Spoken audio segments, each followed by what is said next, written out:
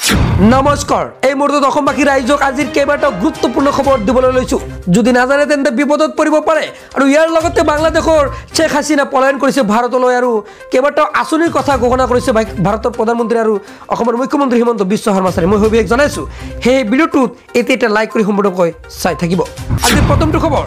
9 আগষ্ট পৰ্যন্ত ৰাজ্যত হ'ব মুখলধাৰ বৰষুণ অসমৰ তথা উত্তৰ পূৰ্বত জাৰি অৰেঞ্জ এলাৰ্ট শোণিতপুৰ বিশ্বনাথ গোৱালপাৰাত জাৰি অৰেঞ্জ এলাৰ্ট নগাঁও কাৰ্বি আংলং গোলাঘাট যোৰহাট শিৱসাগৰ চৰাইদেউ ডিব্ৰুগড় তিনিচুকীয়া ধেমাজি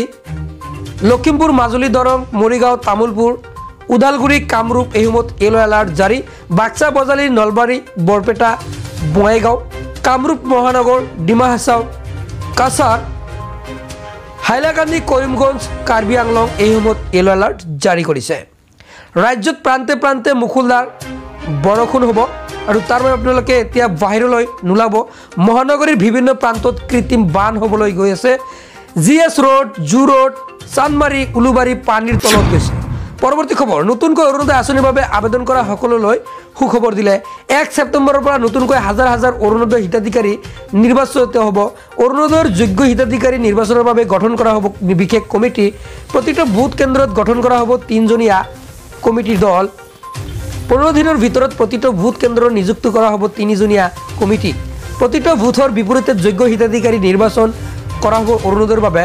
31 আগষ্টৰ ভিতৰত প্ৰতিটো বুথ কেন্দ্ৰত গঠন কৰা হ'ব 3জনীয়া কমিটি 1 ছেপ্টেম্বৰৰ পৰা প্ৰপত্ৰ লাভ কৰিব হিতাধিকাৰী সকলে অৰুণোদয়ৰ বাবে নতুনকৈ প্ৰপত্ৰ পূৰণ কৰা সকলে লাভ কৰিব অৰুণোদয় হয় নিশ্চয় জানিব পাৰিলে প্ৰতিটো সমষ্টিত নতুনকৈ প্ৰায় 15,000 পৰিয়ালে লাভ কৰিব এই অৰুণোদয় নতুনকৈ অৰুণোদয় আঁচনিৰ বাবে আবেদন কৰা সকললৈ সুখবৰ দিলে পৰৱৰ্তী খবৰ বাংলাদেশৰ পৰা পলায়ন কৰা শেখ হাসিনাৰ হেলিকপ্টাৰ ভাৰতত আৱন্তৰণ উত্তৰ প্ৰদেশৰ গাজিয়াবাদত অৱতৰণ শেখ হাসিনাৰ হেলিকপ্টাৰ গাজিয়াবাদৰ হিন্দন এয়াৰ বেছত অৱতৰণ কৰিছে সন্ধিয়া 5:36 লেণ্ডিং শেখ হাসিনাৰ হেলিকপ্টাৰ বায়ুসেনাৰ উচ্চপদস্থ বিষয়াই জনালে এই আদৰণি দিল্লীত অভিমুখে আহি আছে শেখ হাসিনা দিল্লী বিমানবন্দৰৰ পৰা পোনে পোনে যাব পাৰে লণ্ডনলৈ সিল কৰি দিয়া হৈছে ভাৰত বাংলাদেশ প্ৰতিটো সীমান্ত বাংলাদেশত নিয়ন্ত্ৰণৰ বাহিৰত পৰিস্থিতি এয়া প্ৰধানমন্ত্ৰীৰ চৰকাৰী আৱাসগৃহত ভিতৰলৈ প্ৰৱেশ কৰিছে প্ৰতিবাদকাৰীয়ে প্ৰতিবাদৰ পিছতে অচল হৈ পৰিল বাংলাদেশ প্ৰশাসন চৰকাৰে সেনাৰ হাতত গতাই দিছে বাংলাদেশৰ দায়িত্ব সমগ্ৰ দেশত হাই এলাৰ্ট জাৰি কৰিছে সেনাই নতুনকৈ এই পৰ্যন্ত 100ৰো অধিক প্ৰতিবাদকাৰীয়ে কিন্তু মৃত্যু হৈছে বাংলাদেশৰ বহু লোক ভাৰতলৈ পলায়ন কৰাৰ সম্ভাৱনা আছে অসমতো প্ৰৱেশ কৰিব পাৰে বাংলাদেশী নাগৰিক শৰণাৰ্থী হিচাপে আহিলে আশ্ৰয় দিব পশ্চিমবংগত চৰকাৰে অসম বাংলা সীমান্ত বিএছএফে জাৰি কৰিছে এই এলাৰ্ট সাধাৰণ নাগৰিকক সীমান্তৰ নিচে কাষলৈ যোৱাত নিষেধাজ্ঞা জাৰি কৰিছে বাংলাদেশৰ পৰা পলায়ন কৰা শেখ হাসিনাৰ হেলিকপ্টাৰ ভাৰতত অৱতৰণ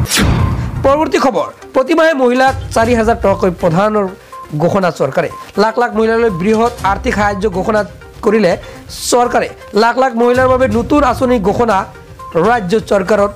সামাজিক সুৰক্ষাৰ আঁচনিৰ অধীনত মহিলাই লাভ কৰিব এই আৰ্থিক সাহায্য অৰ্থাৎ 4,000 কোটি টকা বিধৱা আৰু বিবাহ বিচ্ছেদিত মহিলাই লাভ কৰিব চৰকাৰৰ এই 4,000 টকা বিহাৰৰ নীতিশ কুমাৰ চৰকাৰে প্ৰতিমাহে 4,000 কৈ টকা প্ৰদান কৰিব বিহাৰৰ প্ৰতিগৰাকী বিধৱা বিবাহ বিচ্ছেদিত মহিলাই লাভ কৰিব এই ধন পিতৃ মাতৃক হেৰুওৱা সন্তানেও লাভ কৰিব চৰকাৰৰ এই 4,000 টকা প্ৰতিমাহে মহিলাক 4,000 টকাকৈ প্ৰদানৰ ঘোষণা চৰকাৰৰ লাখ লাখ মহিলালৈ বৃহৎ আৰ্থিক সাহায্য ঘোষণা কৰিলে এই চৰকাৰে